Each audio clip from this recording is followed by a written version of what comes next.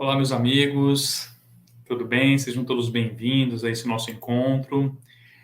Hoje o tema é Herdeiros da Terra, né? E nós vamos usar como subsídio para esse tema maravilhoso o livro Pelo Caminho de Jesus, né?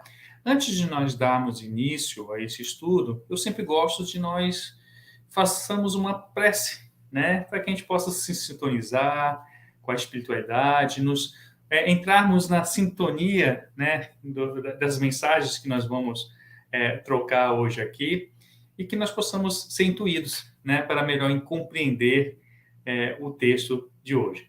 Tá bom? Então, eu pediria que todos vocês agora, nesse momento, onde quer que vocês estejam, nas suas casas, trabalhos, no carro, onde quer que vocês estejam ouvindo essa palestra, possam, nesse momento, silenciar o coração, silenciar a mente e elevar os pensamentos ao nosso Mestre Jesus, agradecendo a oportunidade de estarmos aqui hoje reunidos para aprender um pouco mais, para refletir um pouco mais sobre os seus ensinamentos, que nós possamos compreender o real sentido de suas palavras, na sua mais ampla intenção, na sua mais ampla, do seu mais amplo sentimento. Abençoa, então, Pai querido, a todos nós, abençoa a toda a nossa família, abençoa todos os corações hoje sedentos de amor, de auxílio e de caridade. Fique conosco, Pai amado, hoje e sempre, que assim seja. Que assim seja, então, meus amigos. E iniciando o estudo de hoje,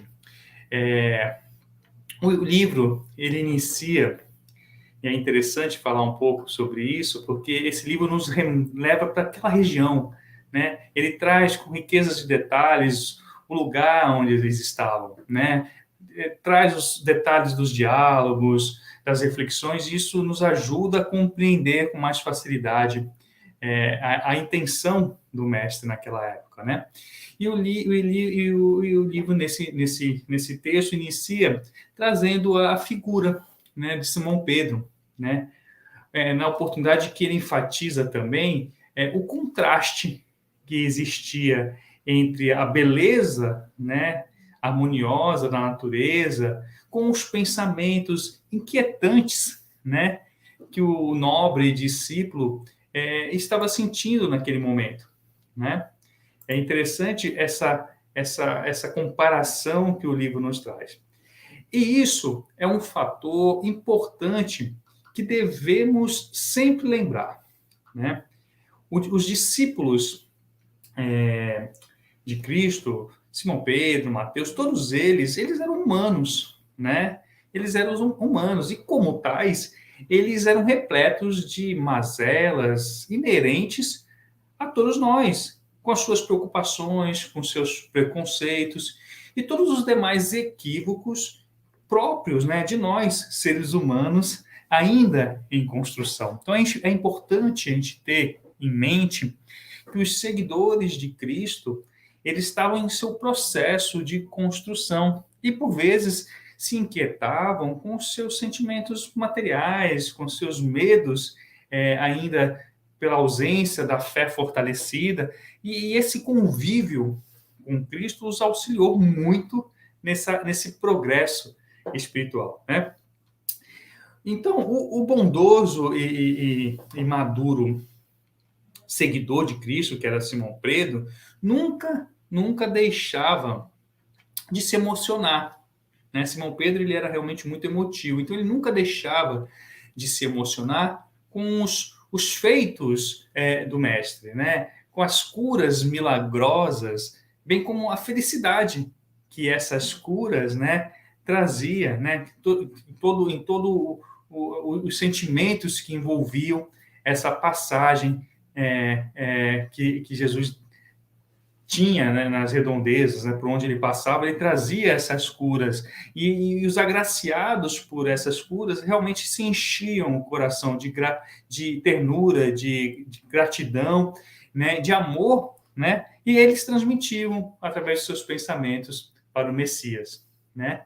Então, sempre observador que era o Simão Pedro, por diversas vezes, isso que o livro traz, presenciou visões inesquecíveis, né, dada a sua beleza, de auréolas em volta, em torno de Jesus.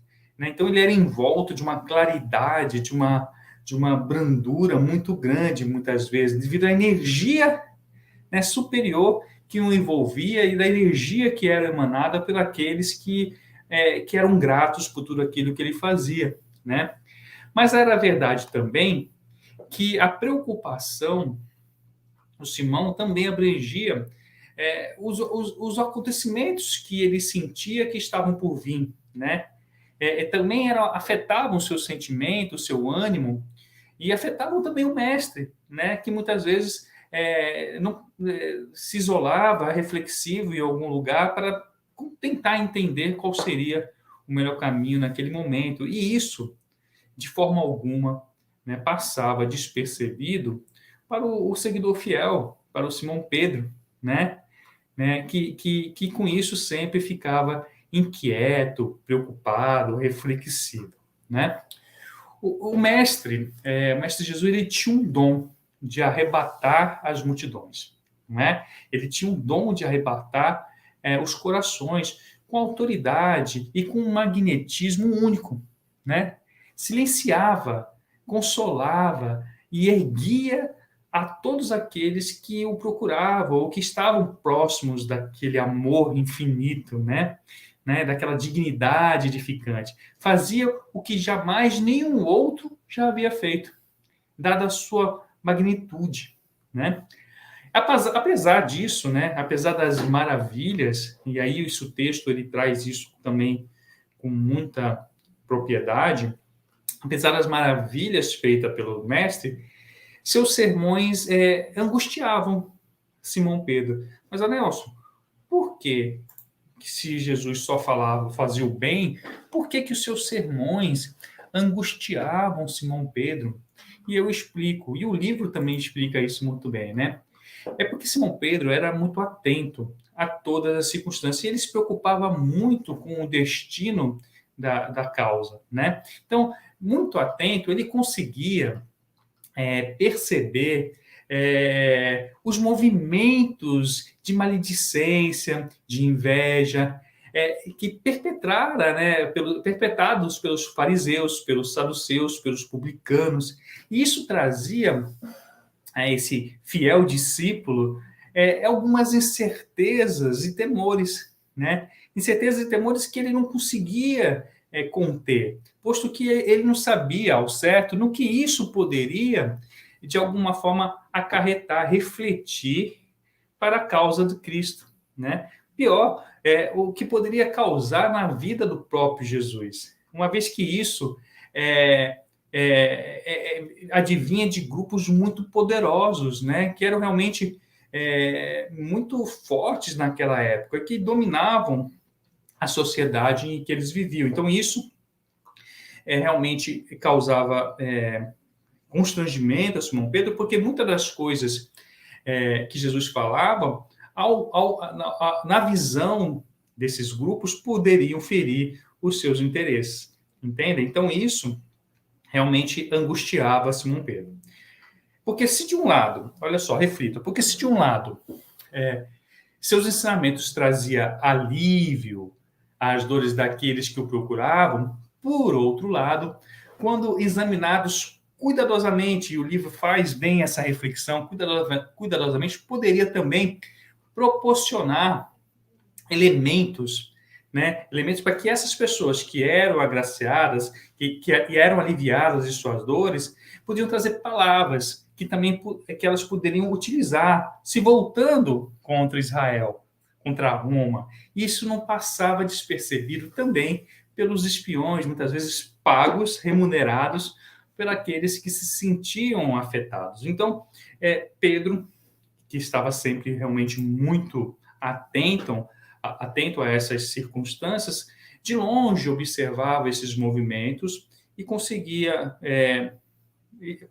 talvez ele não conseguisse perceber a extensão, mas ele se preocupava realmente em qual seria o destino, da causa e do Cristo por conta desses movimentos, dada a importância e o poder das pessoas que estavam se sentindo, de alguma forma, ofendidas por todo esse movimento que o Cristo estava tendo, né?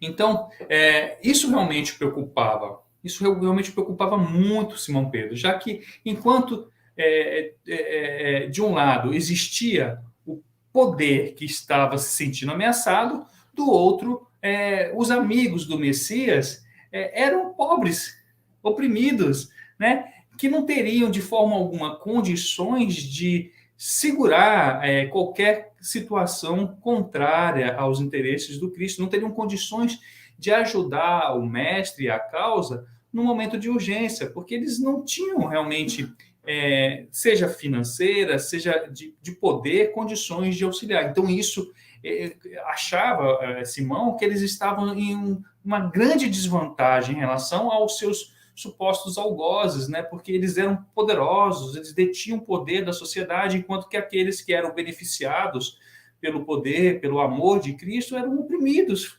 fracos, singelos, simples. E o que essas pessoas poderiam fazer por Cristo, né? Então, foram esses sentimentos pessimistas, né, que o pescador da Galileia procurou, de alguma forma, transmitir a Jesus numa praia de Cafarnaum, quando ele o procurou para conversar e demonstrar realmente aquilo que angustiava a sua mente, né? E em meio às diretrizes que solicitou sobre a Boa Nova, emocionado, né, Simão Pedro disse ao Mestre Jesus aquilo que realmente o afligia, né? Oportunidade em que foi ouvido, sempre era ouvido como de costume, né? Com muita gentileza, com muita tranquilidade pelo Messias. O mestre ele conhecia exatamente tudo o que se passava no coração dos seus discípulos, né? Ele sabia o que se passava também na natureza humana, mas em especial o que passava no coração dos seus discípulos. Por isso, ouviu, né, com toda aquela sabedoria e compreensão que lhe era peculiar, e que norteava suas condutas com muita tranquilidade. E após as considerações preliminares, né, do discípulo receoso, Jesus indagou, né? E aí foi nesse momento que começou um diálogo muito bonito entre os dois, que eu peço, né, licença para ler, porque eu tirar qualquer parte desse diálogo poderia, de alguma forma, perder a essência daquilo que Jesus tentou passar. Então, eu irei ler o diálogo e comentar junto com vocês um pouco sobre ele, tá bom? Bom, disse Simão, então, a lei manda que se preserve a capa, mesmo a daquele que está caído em desgraça, porquanto esta lhe pode servir na emergência da miséria, como agasalho, na friagem da noite. E, no entanto, mestre, propões que lhes dei também quem a pedir a túnica, como que conciliar esta atitude com o Estatuto de Israel, né? Então, ele diz o seguinte, né? Que a lei fala que devemos preservar a capa daqueles que só têm aquela, né? Que está caída em desgraça, porquanto ela precisa servir. Mas Jesus também disse que devemos tirar a túnica e doar às outras pessoas. E Simão achava isso antagônico, né? Aí Jesus continuou: Vejam que a preocupação de Simão está justamente no fato de alguns dizeres do mestre, né? Dizeres do mestre não se apresentarem em conformidade com a lei judaica da época, não é isso? O que com certeza traria insatisfação daqueles que defendiam há séculos aquela lei, né? Mas, na verdade, o que Jesus dizia e veio fazer não era contrário àquela lei. Ao contrário, apenas ele trazia uma forma de interpretação, de enxergar um pouco mais ampla, acrescendo alguns sentimentos, alguns dizeres, no sentido de dar mais amplitude à própria lei, né? Indo além, inclusive, do que os doutores ditos da lei conseguiam perceber, né? Indo na essência daquela lei. Tá certo? Mas continuando, vamos lá. O mestre, então, naquele momento, olhou ao redor, né? E arrancando, abarcando a paisagem do momento, né? Luminosa do dia em festa, respondeu: Vê, vê a tua volta, Simão. Vê a tua volta. O sol que oscula o monte, desde o vale, dando vida a toda a paisagem, sem distinção de área a visitar. Diz também: tomar a capa de quem nada possui é uma arbitrariedade. Todavia, dá-la por amor, olha só, dá-la por amor, a fim de auxiliar aquele pé de túnica, é conquista superior da solidariedade. Uma coisa é você tomar, e está deixando bem claro, uma coisa é você tomar a capa de alguém que só possui aquela capa, outra coisa é você pegar a sua única capa e, por amor, doar a uma pessoa. Vejam que Jesus deixou bem claro, né? Veja que Jesus deixou bem claro a diferença entre tomar algo do menos afortunado, né? No ato de dar, né? A diferença de tomar algo do menos afortunado do ato de dar por amor e por sacrifício, né? Em prol daquele a que necessita, enquanto que no primeiro ato existe egoísmo, no outro existe amor, existe abnegação, existe esquecimento de si próprio. Vocês conseguem compreender essa diferença? Pois bem, era isso que precisava ser esclarecido, era isso que Jesus tentava mostrar. Mas as pessoas eram tão presas à lei antiga, né, ao Velho Testamento, que elas não conseguiam compreender a essência desse amor. Né? Mas vamos lá, continuando o diálogo. Construindo um diálogo. Vamos lá.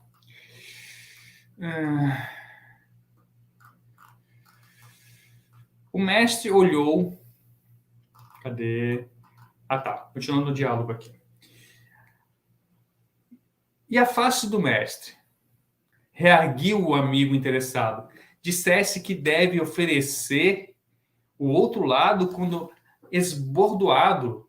As condições legais, a lei da época, estatuem que bater na face de um homem é uma ofensa imperdoável. E tu violas o regulamento propondo a doação do lado oposto para a mesma agressão. Então, Simão ele se insurge contra aquele mandamento, contra aquele dizer do mestre de que devemos oferecer a outra face não 7 vezes, mas 70 vezes 7. Né? Como que poderia isso, se na lei antiga estava dizendo que isso era imperdoável? Como que, se era imperdoável bater no rosto de alguém, como que alguém poderia dar outro lado para ser batido? Né? E aí Jesus esclareceu o que nós dizemos há pouco, disse o seguinte: não venham derrogar nenhum item da legislação a que nos submetemos, não venham mudar a lei, dizer. Entretanto, revidar o golpe é gerar complexidade do ódio. Quem é vítima conquista a paz nesse momento, mas o agressor perde a dignidade e se apresenta sempre como enfermo que ignora a doença que o consome. Reagir contra o fraco que agride transforma-se num duelo de desequilibrados. A boa nova é mensagem de edificação, jamais de rebaixamento e vileza. Então, vileza. Então, primeiro que Jesus já deixa claro aqui que quem agride é fraco. Quem parte para a agressão física é fraco, fraquejou. Então, ele fala que quem revida e quem agride o fraco também está errando, ou pior, está agindo de forma ainda pior, principalmente se tiver conhecimento. Então, claro que Jesus não vem impor e nem incentiva, né, a violência nesse momento. Não é isso, ele não está incentivando a violência, a subveniência, dizendo que nós devemos sempre nos colocar como passíveis de novas agressões, né, diante de um agressor. Não é isso. Ao contrário, o que ele estimula, o que ele vem mostrar, é uma outra forma de agir.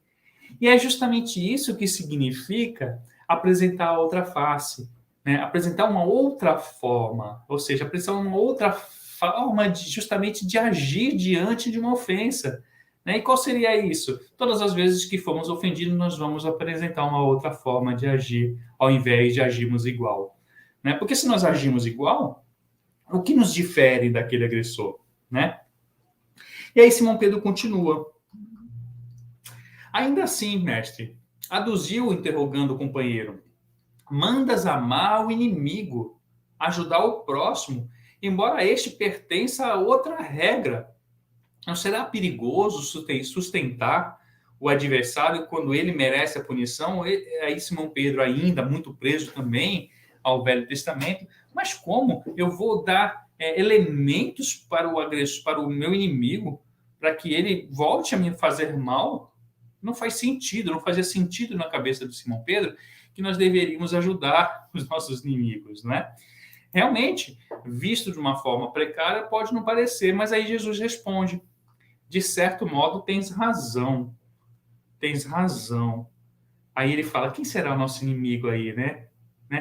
Anuiu o interlocutor divino. Porque o inimigo, o adversário do homem, não é o outro homem, mas ele mesmo. E aí Jesus trouxe uma nova visão. Quem é que você está alimentando? Quem é o inimigo que você está alimentando? Não é? Ele está alimentando a si mesmo. Nós somos inimigo quando? Quando nós fazemos crescer as nossas paixões. Ele diz, né? Vamos lá. Porque o inimigo, o adversário do homem, não é o outro homem, mas ele mesmo. São suas paixões e mesquinhezas, seu egoísmo, seu amor próprio. Esses cruéis verdugos devem ser frenados e corrigidos. E não aquelas imperfeições que impedem o outro, o próximo a assumir atitudes hostis. Israel, no cativeiro do Egito e na Babilônia, deveria ter aprendido quanto é dolorosa a situação, né, de alguém em terra estrangeira. E, não obstante a isso, trata com benevolência aqueles alienígenas que aceitam a sua lei, perseguindo os que não lhe compartem os ideais e taxando estes de gentios. E continua, olvidando-se que Deus é o Pai de todos os homens, destes fazendo, em consequência, irmãos da mesma família universal.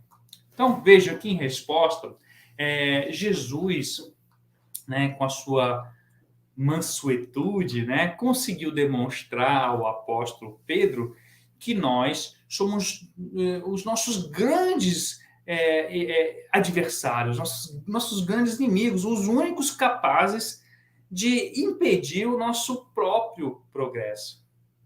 Não são os outros que impedem o nosso progresso. Quem impede o nosso progresso somos nós mesmos. Então, nós somos nossos grandes adversários, somos nós que nós devemos vencer.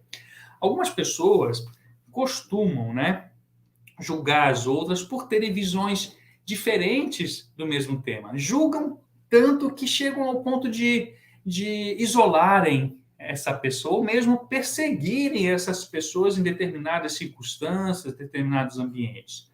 O que esses algozes não percebem, né? E não percebem não é muitas vezes por maldade, né?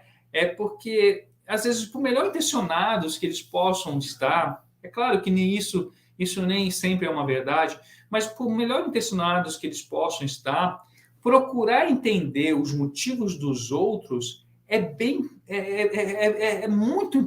mais importante para eles do que ele imagina, né? Porque procurar entender os sentimentos, os motivos dos outros, bem como a amplitude dos seus dizeres, pode, de alguma forma, auxiliá-los no próprio progresso. Muitas vezes a nossa visão está limitada a conceitos que nós trazemos de nossa infância, da nossa cultura. Veja o próprio Simão Pedro, né, de coração bondoso, afetuoso, seguidor do mestre, estava seguindo uma boa nova, né, uma coisa que na época era realmente novidade, e o seu coração pedia para seguir, mas ele ainda estava muito preso à cultura da época, ele nem conseguia enxergar. Então, quando nós nos permitimos abrir a nossa mente para pelo menos ouvir e compreender os motivos, o porquê que as pessoas estão dizendo aquilo, e sem pré-julgamento, muitas vezes não é que sejamos convencidos, nós conseguimos compreender e aceitar aqueles motivos. Certos ou errados, nós conseguimos compreender. Se estiverem certos, por quê? Qual o erro está? Onde está errado em modificar? Por que nós temos que sempre sustentar? Por que nós temos sempre que ter razão? Não é? E muitas vezes é nosso orgulho que impede que aceitemos as outras verdades como melhores que a nossa, mesmo que elas sejam melhores, não é? Então, fechar os olhos e os ouvidos para propensas verdades fará com que o interlocutor, com aqueles que estão em alguma discussão de ideias, deixem de evoluir. Deixem de evoluir. Então, é preciso que nós deixemos as nossas mentes abertas para o novo. Claro, nós temos a nossa base, nós temos nossos princípios, esses são imutáveis, mas desde que esses princípios e essas bases não sejam afetadas, novas ideias, novas pessoas, novos gênios chegarão, trazendo novas formas de conduta. E evolução é isso. Tu já pensou se nós nos tivéssemos apegado apenas ao passado, sem nos permitir evoluir? Onde nós estaríamos hoje? Não é? Então é preciso que a gente tenha em mente que nada é estagnado, que nós estamos em constância evolução. Mas, depois dessa passagem, dessa resposta de Jesus, Simão Pedro disse o seguinte: sim, concordo aqui, São Pedro. Apesar disso, revelas que somente os que porfiarem até o fim herdarão a terra, exaltando os pobres e oprimidos. Não será essa afirmação um risco? Olha só a pergunta dele. Apesar disso, revelas que somente os que porfiarem até o fim herdarão a terra, exaltando os pobres e oprimidos. Não será essa afirmação um risco, já que na cabeça dele, ele exaltar só os pobres e os oprimidos colocaria em risco a causa. E aí Jesus, muito pacientemente, né, trouxe mais uma vez uma resposta dizendo o seguinte: Simão, elucidou o benfeitor amoroso, o próprio Moisés, que teve a incumbência de conduzir o povo à terra da promissão, nela não se adentrou. Isto porque a morte a todos arrebata, não ficando pessoa alguma proprietária de qualquer bem. Os que porfiarem até o fim no ideal do amor, olha só, os que porfiarem até o fim no ideal do amor, herdarão a terra da felicidade, no país dos sentimentos nobres. Olha qual é a terra da felicidade, no país dos sentimentos nobres. Os oprimidos se libertarão das mãos dos escravagistas, os pobres enriquecerão de bênçãos, os infelizes se rejubilarão, os combalidos se apresentarão fortalecidos, caso perseverem no amor a Deus sobre todas as coisas e ao próximo como a si mesmos. Porque não há situação penosa ou feliz, gratificante ou inditosa, que no mundo não passe. Ou seja, de que terra esse texto se refere? Qual é a terra que esse texto se refere? Qual é a terra que nós herdaremos? Vejam, a terra da felicidade, no país dos sentimentos. E aí ele continua: a morte é a grande libertadora que altera a face das coisas e, viajando nas asas do tempo, a todos os seres alcança. Não é? A felicidade não é desse mundo, meus amigos. Conduzindo a consciência pessoal livre, que o situará no plano que o fazem jus, na casa do meu Pai. Olha qual é a herança que nós estamos buscando. E ele continua.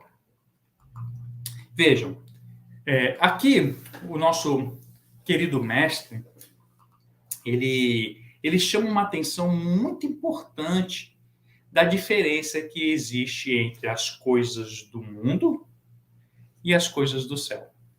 Não é? Ele sempre fez essa diferença, ele sempre disse que a felicidade não era desse mundo, mas nós somos muito materialistas, nós só conseguimos enxergar o agora.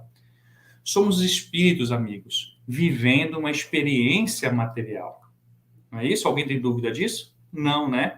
Experiência passageira, de certo todos sabem, que passará tão rápido quanto os nossos mesquinhos interesses materiais. Então vejam, nós temos que começar a pensar o que nós estamos construindo para a nossa verdadeira morada. No terreno que nós iremos herdar, o que nós estamos construindo para lá? Todos aqueles que conseguirem compreender, na verdade, a necessidade que nós temos de evoluir espiritualmente, de elevar o amor a um patamar nunca antes imaginado, herdará, sem dúvida alguma, a terra. E qual terra, meus amigos? A terra dos sentimentos, dos bons sentimentos, a terra daqueles que não trazem culpas nem arrependimentos, a terra daqueles que fizeram tudo pela obra do nosso mestre com bons instrumentos. É isso que nós herdaremos, né? É dessa terra que Jesus estava falando. A terra dos sentimentos, da moralidade, da ascensão espiritual. A terra onde vamos edificar a nossa verdadeira morada, em bases sólidas, não é? É isso que nós herdaremos. O discípulo ainda desejou, de alguma forma, argumentar, diz o livro lá. No entanto, Jesus, acompanhando a marcha da luz do dia, apontou as boninas escarlates que coloriam a grama verde e, ao lado dos juquinhos alvitentes, encerrou a entrevista dizendo: nossas vidas estão nas mãos. Olha que bonita essa parte final do livro, do texto, tá? Nossas vidas estão nas mãos do nosso Pai, que cuida das flores miúdas, das aves dos céus, dos bosques e dos animais, cumprindo-nos o dever de fazer nossa parte, que é o bem cessar, é o bem sem cessar, amando sempre e ensinando a verdade sem receio, nunca temente àqueles que podem cruéis matar os corpos, não fugindo, por sua vez, à lei da própria consumpção carnal. Ou seja, nós devemos respeitar as leis terrenas, mas devemos fazer a nossa parte por todos aqueles que necessitam. Assim, disse Jesus, trabalhemos e implantemos o reino de Deus em nós, ajudando e confiando até o fim, olha só, para herdarmos a terra da fraternidade pura, inaugurando desde agora, a era da verdade nas mentes e corações humanos, com os olhos postos no futuro. E onde está esse futuro, meus amigos? Aqui na Terra ou no nosso futuro, eterno futuro espiritual? Né? Então, veja, que bonito, né? Nesse derradeiro e último conselho, Jesus chamou a atenção mais uma vez de que devemos confiar nos desígnios de Deus. Desígnios esses, meus amigos, que desconhecemos em razão da nossa pequena intelectualidade, pequena moral, se comparado, claro, ao Criador. Nosso Pai, causa primeira de todas as coisas, cuida de tudo. Cuida de tudo. Cuida das flores, cuida das aves, cuida de nós também, não é verdade? Confiemos, confiemos e façamos a nossa parte como instrumentos dessa obra divina, né? Essa obra de amor que Deus nos confiou, que é nada mais do que acolher os corações dos outros, não é? Sequiosos, muitas vezes, de direcionamento. Eu nunca me esqueço, né, que eu cresci ouvindo minha mãe dizendo o seguinte: coração dos outros é terra que ninguém pisa. Coração dos outros é terra que ninguém pisa. Hoje eu compreendo melhor o que ela queria dizer, né? Hoje, refletindo sobre isso, sobre esses dizeres, tenho certeza que o coração das pessoas são tão cheios de dores e amarguras que, apesar de demonstrarem suposta paz, suposta alegria, suposta tranquilidade em público, no recanto do seu lar, no aconchego da solidão. Muitas vezes eles estão angustiados, né, pelas mais variadas dores. O coração das pessoas são terras que ninguém pisa, né? Sejamos os pescadores dessas almas, né? Sejamos os trabalhadores da última hora a penetrar nessas terras cercadas por dores ocultas, levando o assossego, levando a paz, levando a certeza de que todos somos filhos do mesmo Pai, somos irmãos, né? É lindo. Esse texto realmente é muito lindo. Essas reflexões são muito boas. E para finalizar, prosseguindo, Jesus terminou dizendo o seguinte: siliciando por momentos, enquanto o discípulo cismava, né, se encismava em reflexões, convidou-o por fim: saiamos daqui, é necessário trabalhar, o tempo urge, a multidão espera por nós na terra das necessidades. Vou ler de novo, meus amigos. Saiamos daqui. É necessário trabalhar. O tempo urge. Sigamos. A multidão espera por nós na terra das necessidades. Não tenho mais nada a dizer, meus amigos, a não ser agradecer, né? A não ser agradecer a oportunidade de ter feito esse estudo junto com vocês. Como é bom estarmos juntos aqui aprendendo, porque esse texto serve para mim, serve para você, serve para todos aqueles que se dispuserem a ouvir. Obrigado pela oportunidade a todos por estarem aqui e vamos encerrar, né, com uma prece, agradecendo mais uma vez para aquela oportunidade de alguma forma levar a sua palavra a quem puder ouvir, que possamos alcançar através desses ensinamentos os corações daqueles que necessitam, trazendo o aconchego, o acalanto, a paz. Abençoa a todos aqueles que pedem e precisam de Ti, que eles possam ser socorridos. Fique conosco, Pai querido, hoje e sempre, que assim seja. Que assim seja, meus amigos. Obrigado mais uma vez. Até o nosso próximo encontro.